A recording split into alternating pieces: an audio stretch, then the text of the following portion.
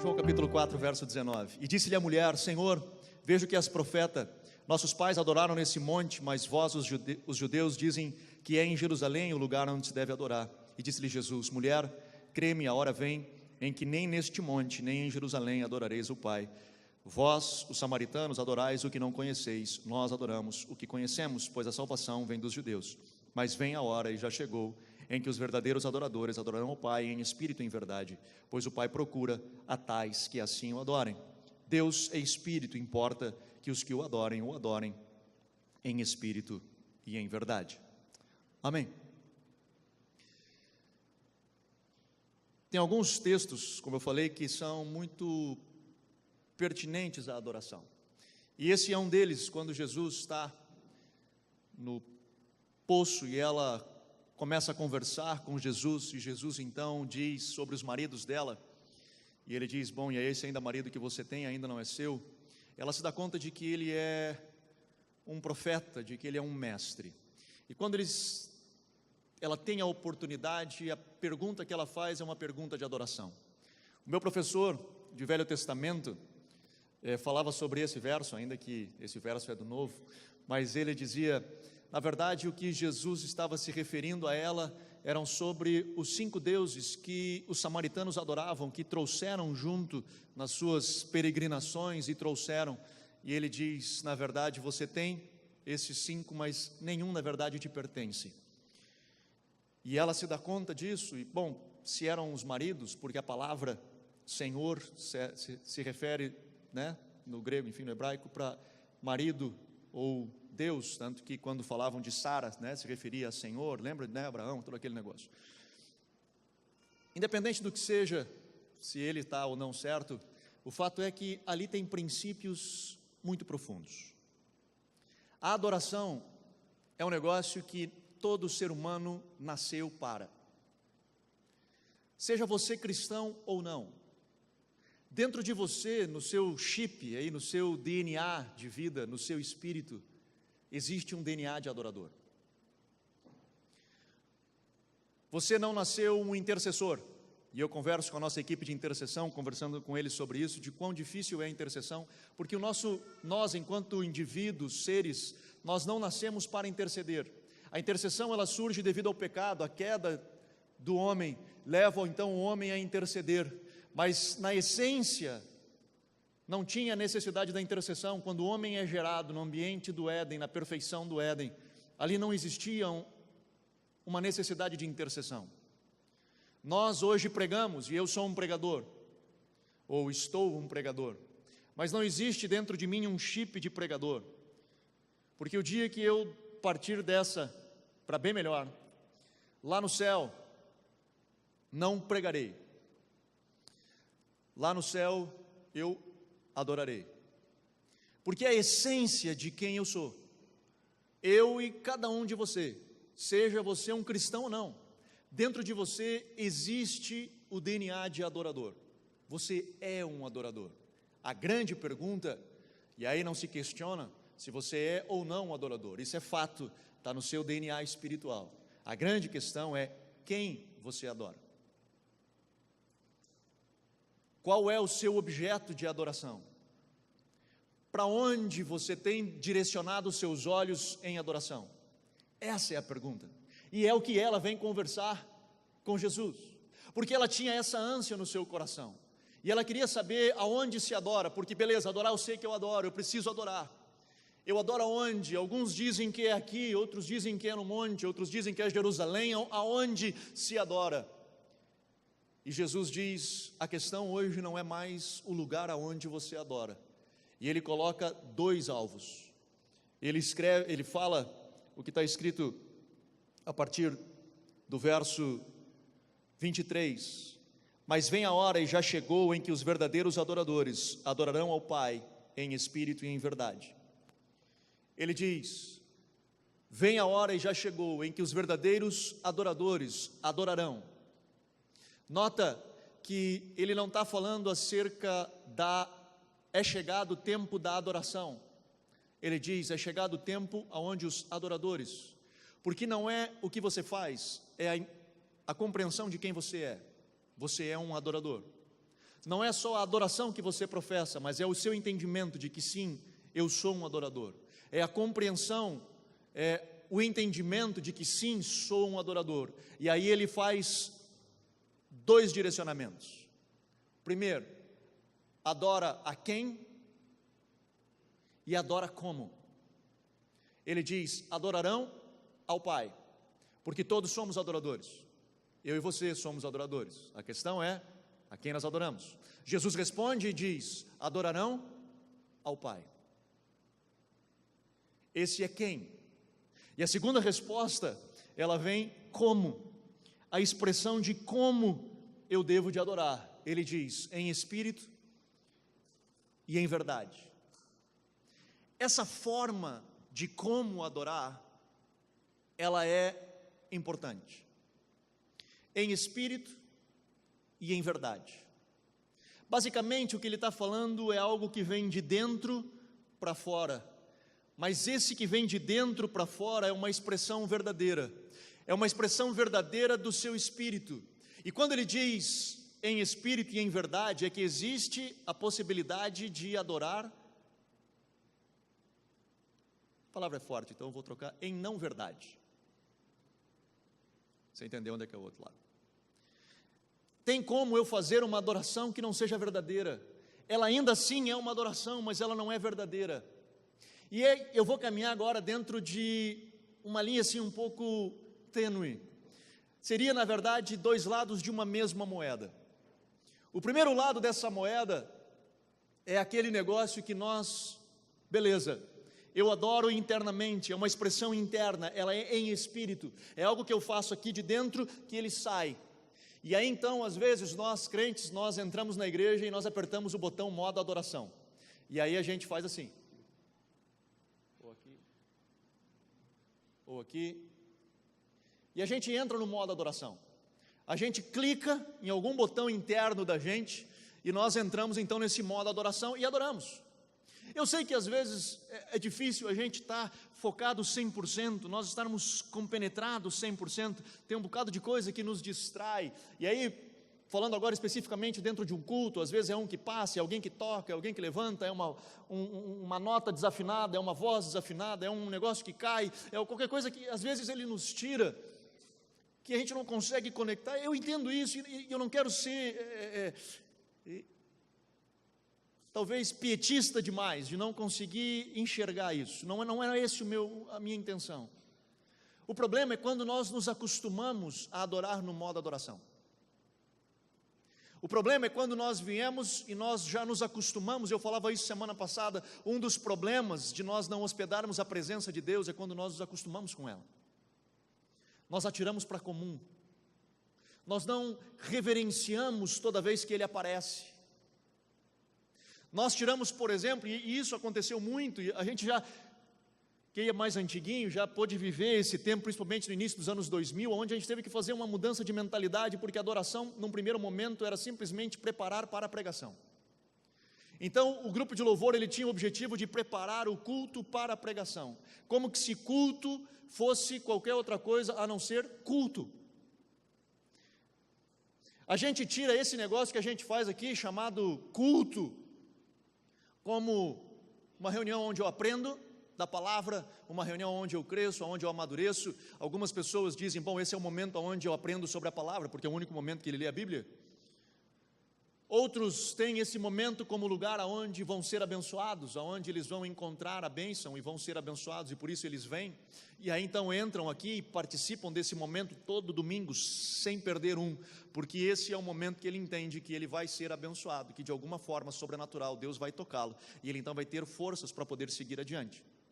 E ele esquece que esse momento é um momento de culto, que a bênção, você vai sim encontrá-la na presença dele lá no seu quarto, que sim, o seu crescimento espiritual pode ser motivado e incentivado a partir do púlpito, mas ele só vai ser concretizado a partir da sua busca pessoal. Ele sim pode ser o púlpito um lugar de encorajamento para você ler mais, para você buscar mais, para você se alimentar mais. mas o alimento, ele vai vir do seu tempo, do seu momento, da sua jornada, daquilo que você constrói com ele. As pessoas vêm para o culto, e o louvor não é a preparação para a palavra, o louvor é a coisa, talvez, e eu cuido como eu digo isso, mas é a coisa mais importante da nossa reunião. A palavra não é importante, eu sempre ouvi que a palavra de Deus é quem me liberta, é através da palavra que eu vou ser liberto. É verdade, cara, é da palavra que você é liberto, e você precisa da palavra, mas de novo eu digo, você precisa da palavra, então vá se alimentar da palavra, não espere que os outros deem na sua boca. Quando Jesus derruba as coisas no templo, ele diz, a minha casa será chamada casa de oração, é lugar de intimidade, é lugar onde eu me encontro, é o lugar onde eu olho para Ele face a face, é um lugar de encontro. Essa é a minha casa será chamada, não casa de pregação, amo a palavra, amo tanto que estou fazendo a pregação agora, e nós temos um expediente todo culto para isso, mas eu fico preocupado quando, às vezes, a gente fica em casa, e vou botar a gente, me incluindo junto, para não ficar feio para ninguém, não que eu seja algo que eu faça, porque eu estou aqui sempre cedo, mas às vezes o cara fica em casa até o final do jogo, e aí quando diz, cara, tempo vai começar o culto, tranquilo, nós só perdemos o louvor, como se o louvor fosse qualquer coisa, a gente só perde o louvor, a gente vai chegar para a coisa mais importante que é a palavra. A gente perdeu essa noção de adoração. Agora, note, nós nascemos com um DNA de adorador, nós nascemos com algo dentro da gente que nos impulsiona a adorá-lo, e essa adoração precisa ser de dentro para fora, ela tem que ser genuína, ela tem que ser sincera.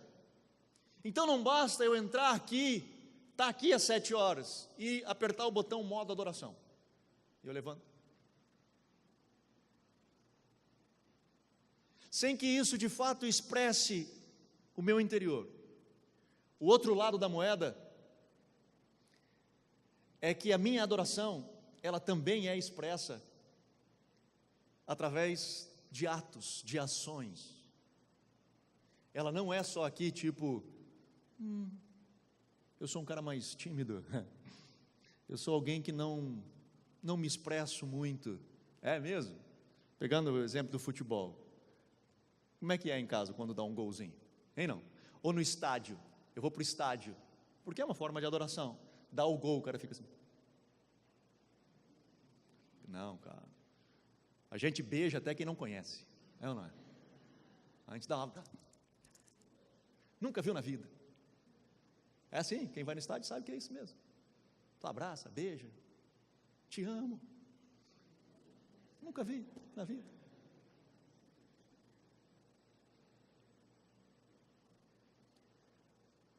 Quando Jesus está sendo tentado e Satanás o chama, e ele então mostra todos os reinos desse mundo, ele diz assim, tudo isso eu te dou se prostrado me adorares. Não era só a adoração que Satanás queria, ele queria uma ação exterior de Jesus, ele queria que Jesus se prostrasse, que a ação do seu corpo de fato expressasse algo do seu interior. De novo, são dois lados de uma mesma moeda. Não basta nós apertarmos o botão modo adoração e começarmos a mexer como se aquilo fosse um bonequinho do posto, né? Não. Mas também não é aquilo que a gente vem para a igreja e parece um velório. Aquela coisa que ninguém fala, que ninguém se mexe, que ninguém expressa, que ninguém fala nada, que ninguém coloca nada. E qual que é o momento, qual que é a forma, que forma é essa que eu posso então adorar? Mano, não existe forma, não existe uma fórmula específica. Tem alguns que são mais espalhafatosos, outros são mais tímidos. O importante é que você faça em espírito, que venha de dentro do seu coração e que você expresse isso em verdade. Como eu falei, eu venho da época da adoração, do início dos anos 2000, onde nós falamos muito de adoração extravagante. E aí aparecia cada maluco, cara. Aparecia cada doido, mas cada doido. Gente que Eu conheci um que ele rapava metade do cabelo, assim, ele era metade, ele tinha metade da barba e metade do cabelo, e ele fazia isso porque ele dizia, cara, eu faço isso em adoração, para expressar ao Senhor a minha humilhação. E ele andava daquele jeito, de o cara é feio, é bem feio. Tinha um outro amigo meu, que era da nossa igreja, e na época eu era o financeiro, e ele, em forma de adoração, ele diz, eu quero sempre ofertar ao Senhor uma oferta cheirosa, e ele então colocava talco dentro do envelope, junto com a oferta, e era linda a expressão de adoração extravagante dele. O problema é que toda vez que a gente ia contar a oferta, virava uma bagunça a minha mesa, porque tu puxava aquilo, aquele pó, aí você até acalmar tudo, conseguir limpar e terminar a contar, porque caía em cima de tudo, tu não sabe qual envelope que era, né? Então toda vez depois tinha que pegar o envelope, botar na contraluz, né? Até que eu cheguei para eles, cara, Jesus já sabe, Ele já sabe do seu coração, Ele já sabe da sua intenção, não precisa mais não, você me dificulta a vida um monte. Mas nós vemos, por exemplo, a mulher que entra na casa de Simão, e ela irrompe a casa num ambiente onde não era a casa dela, e ela se prostra e começa a chorar nos pés de Jesus, secar com seus cabelos, derramar um óleo precioso, que alguns estudiosos dizem que era o salário de um ano. Ela coloca aos pés de Jesus em uma adoração extravagante, entre aspas, um desperdício de dinheiro, um desperdício. Não, Jesus não viu assim. Essa adoração extravagante, essa pessoa que ela faz algo que é diferente, que não é comum, que não é normal de todo mundo, ela que vai além, numa expressão sincera do seu coração. Jesus olha para Simão e diz, cara, quem você acha que vai amar mais? Aquele que teve mais pecados perdoados ou menos? E ele diz, aquele que teve mais. Então, essa mulher, ela está numa expressão de adoração intensa, porque ela reconheceu quem ela era, quem eu sou e o que eu fiz por ela. E quando ela entendeu isso, quem ela era, ela expressa em gratidão, em adoração. Existe um princípio de adoração, e esse é um princípio sensacional. O Salmo 115, vocês talvez vão lembrar, mas o salmista ele começa a falar sobre a idolatria. Ele fala, existem ídolos que têm olhos mas não veem, têm boca mas não fala, têm mãos mas não apalpam. E aí ele segue no verso 8, ele diz assim, igualmente a eles se tornam quem o fazem, ou seja, aqueles que constroem os seus ídolos se tornam semelhantes, e também aqueles que neles confiam, aqueles que confiam nesses deuses, aqueles que colocam a sua confiança nesses deuses, se tornam semelhantes a esses deuses, ou seja, se tornam imóveis, paralisados. Jeremias no capítulo 2, ele traz a mesma expressão, o mesmo conceito, que é uma realidade na adoração. Eu me torno semelhante àquele a quem eu adoro. É um princípio de adoração. Eu me torno semelhante àquele a quem eu adoro. Agora escute, olhe a chave que está nas suas mãos. Você se torna semelhante àquele a quem você adora. Por isso que quando a mulher samaritana pergunta, aonde se adora? Porque ela estava vendo numa estrutura exterior, Jesus disse, só um pouquinho, não. A pergunta hoje não é mais essa. O foco hoje é quem e como. Quem é o Pai. E como? Em espírito e em verdade. Entenda o que eu quero lhe dizer. E chega a ser meio doido isso. Mas a adoração é onde nós colocamos os nossos olhos, onde nós colocamos a nossa força, onde nós colocamos a nossa energia. Lembra quando perguntam a Jesus quais os mandamentos que se deve guardar? Ele diz 2: amarás ao Senhor teu Deus de todo o coração, alma e entendimento. Algumas outras versões falam de força. É uma essência de quem eu sou derramada a Deus. Adoração é isso. Pessoas hoje têm andado com dificuldades, com medos, problemas em determinadas áreas, problemas no casamento, problemas, sei lá, raízes de amargura, dificuldades que aconteceram no passado. E elas ficam presas a esse momento, porque elas passam inconscientemente, até involuntariamente, a adorar esse lugar. Elas passam a conversar com pessoas que viveram a mesma coisa e curtem a dor. Elas passam a ler sobre isso e a viver aquele momento. E elas então passam a cada vez mais estar presas àquilo que elas não querem ter. Eu não sei se você está me entendendo, mas pelo fato de involuntariamente, às vezes inconscientemente, ela parar e adorar aquilo,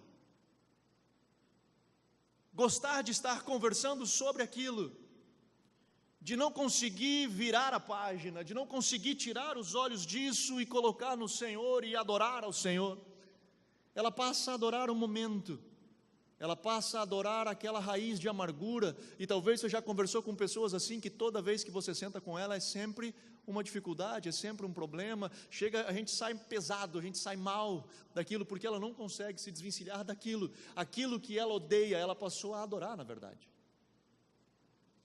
e ela se torna semelhante àquilo que ela adora. Também é verdade o contrário, se eu adoro a Ele, eu me torno semelhante a Ele. Quando eu passo a adorar a Ele, em meio a dificuldades, em meio a tribulações, em meio a provações, ao invés de eu olhar para o momento que eu estou vivendo, e eu dobro o meu joelho e eu adoro a Ele, eu começo a me tornar semelhante a Ele, e eu passo então a agir conforme Ele. Em 2002, alguns anos atrás, eu estava numa viagem, e o Senhor falou comigo para levantarmos altar de adoração na cidade. Eu não morava em Novo Hamburgo ainda na época, eu morava em Sapiranga. E eu voltei, e nós fizemos em 10 bairros da cidade altares de adoração. Por 3 noites, nós adorávamos naquele lugar. Eu pegava o meu carro, eu saía de carro naquele bairro, dizendo: Senhor, aonde nós devemos de fazer? E aonde eu entendia que o Senhor dizia aqui, às vezes era no meio da rua, às vezes era numa propriedade, às vezes era num parque, às vezes era, sei lá, em qualquer lugar, aonde o Senhor dizia. Se era na rua, eu ia na prefeitura para interditar a rua, pedir autorização. Ali nós montávamos um palco, levava som, paleteava som, fazia tudo, e ali nós adorávamos por 3 dias.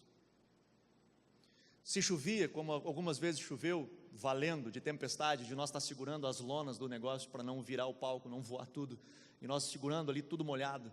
Teve uma vez que um menino ficou só de cueca, ainda bem que estava os homens naquela hora, e ficou ali, molhou, não tinha nada, cara. Ele disse: cara, eu vou para casa correndo. Eu digo: vai, menino, só bota a bermuda molhada e vai. E aí ele foi para trocar de roupa, porque a gente virou um pinto molhado. Parou a chuva, não tinha ninguém, não tinha nada. Não é que a gente fazia um evento, não, naquele dia não tinha uma alma viva, estava todo mundo dentro de casa. Nós ali pegamos todos os instrumentos e adoramos ao Senhor. Óbvio que no final a gente não perdia a oportunidade, eu pregava a palavra, falava de Jesus, pessoas aceitavam Jesus, tínhamos uma equipe de pessoas que ministravam, né, a essas pessoas que ali paravam para ver o que estava acontecendo. Mas nós chamávamos aquelas noites de cruzadas de adoração, porque nós íamos para entronizar a Jesus nos bairros da cidade, e fazíamos isso com o coração aberto, apaixonados, para dizer: Senhor Jesus, nós queremos que Tu venha, nós Te entronizamos nesse lugar para que Tu venha. Naquele ano, acompanhando os relatos de índices da cidade, praticamente todos os índices da cidade, de mortes, de assassinatos, de acidentes, de tudo isso, eles reduziram, quando nós simplesmente convidamos Jesus a vir sobre a nossa cidade. Quando eu adoro, eu trago Jesus para a minha realidade. Cara, estou mal, estou apertado, estou angustiado, estou depressivo, estou, sei lá, sem saber o que fazer, sem dinheiro, sem N coisas. Adore, vá adorar, dobre o seu joelho e adore o Senhor. Você não o adora porque Ele tem sido bom para você, você o adora porque Ele é bom, você o adora por quem Ele é.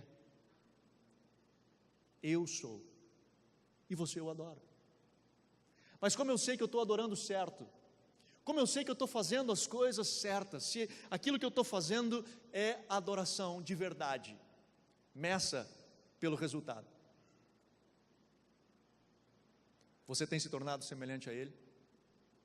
Você tem se tornado um melhor pai, um melhor marido, uma melhor mãe? Você tem se tornado um cara que ama mais a Deus? Você tem se tornado alguém que é diferente? Você tem se tornado mais íntimo? Se você consegue fazer essa métrica e o resultado tem sido positivo, a sua adoração está sendo correta. Se você não tem visto resultado nenhum, você precisa rever a sua adoração.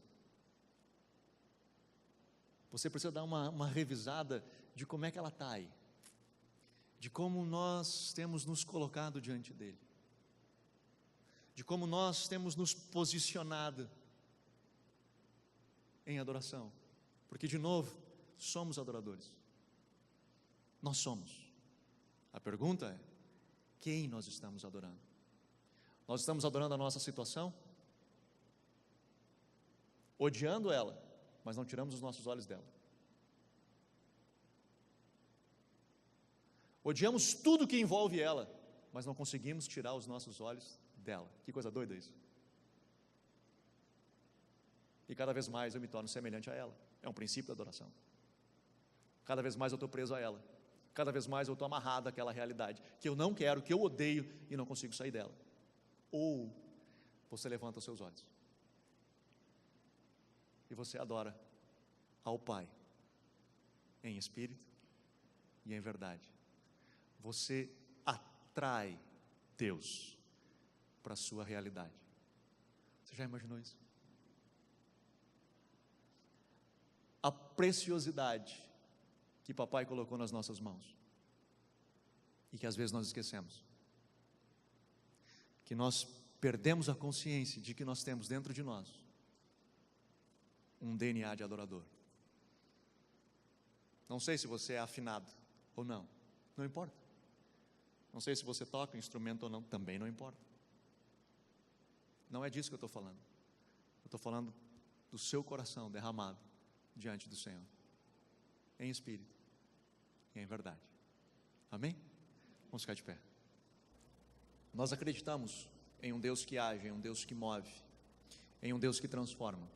Nós acreditamos em um Deus que interfere na nossa realidade, de um Deus que, quando nós clamamos, Ele vem e Ele muda a nossa história. E por isso nós temos, na maioria dos nossos cultos, um momento de ministração, onde a gente chama as pessoas aqui para frente, nós oramos, porque acreditamos também na imposição de mãos, acreditamos na intercessão, na oração de uns pelos outros. Nós acreditamos nisso, entendemos isso como princípios da Bíblia, né? Princípios bíblicos. Mas hoje, eu gostaria de convidar você, por alguns instantezinhos, alguns minutos, nós vamos adorar. E eu quero encorajar você a adorar. E aquilo que nós fizemos antes, o que foi uma atmosfera sensacional, aquilo que nós fizemos antes, sem intenção, simplesmente fluindo, eu quero que você se coloque assim diante do Senhor, dizendo, não no modo adoração, e nem no modo, eu ia brincar com uma denominação, deixa quieto, mas no modo mais friozinho, não. Eu quero que você seja você.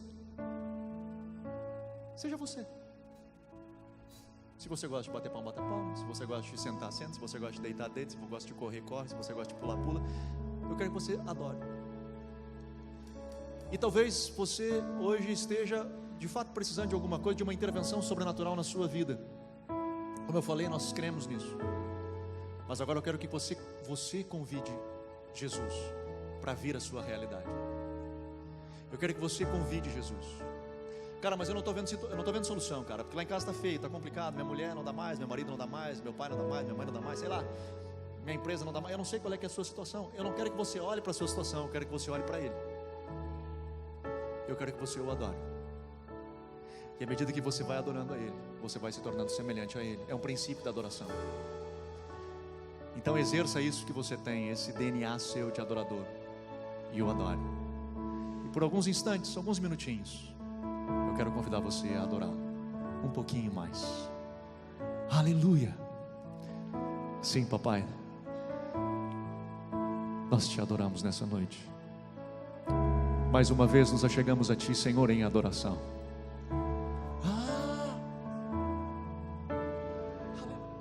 Senhor, que os nossos olhos estejam em ti. Senhor, que os nossos olhos estejam em ti. Sim, Senhor, muitas coisas precisam ser feitas. Sim, Senhor, muitas coisas precisam ser organizadas. Mas assim como Marta, Senhor, e Maria, quando Maria senta aos teus pés, e tu olha para Marta e diz: Marta, uma coisa só é necessária, e Maria escolheu a melhor parte dela, não será tirada. Que os nossos olhos estejam em ti, Senhor, que possamos te adorar, que tenhamos um coração, Senhor, grato. Senhor, que possamos despertar pela manhã e com um coração grato, Senhor, te adorar.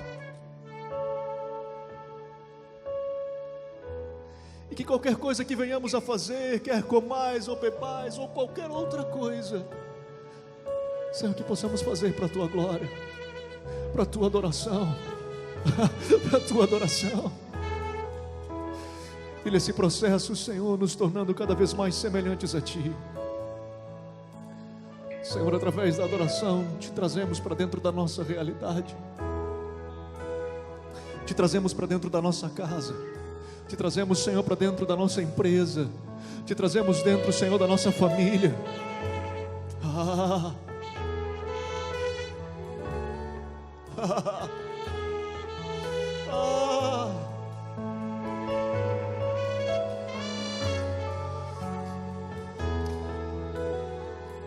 Me permita encorajar você a isso. Talvez você esteja vivendo um momento difícil, seja na sua empresa, seja na sua casa, onde for, mas vá até esse lugar. Se é na sua empresa, você vai lá, dobra o seu joelho e adora, e adora, e adora. Se é na sua casa, se talvez é no seu matrimônio, se é no seu casamento, entra no teu quarto, dobra o teu joelho e adora, e adora.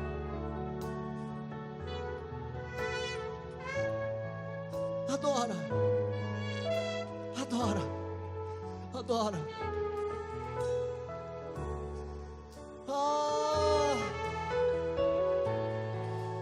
De um coração adorador, de um coração adorador, de um coração adorador.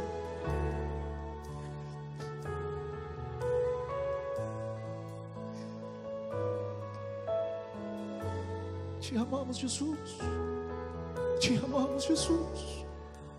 Te amamos, Jesus. E nessa noite, Senhor, nós queremos declarar, expressar, Senhor, de forma incomum a nossa adoração. Te amamos.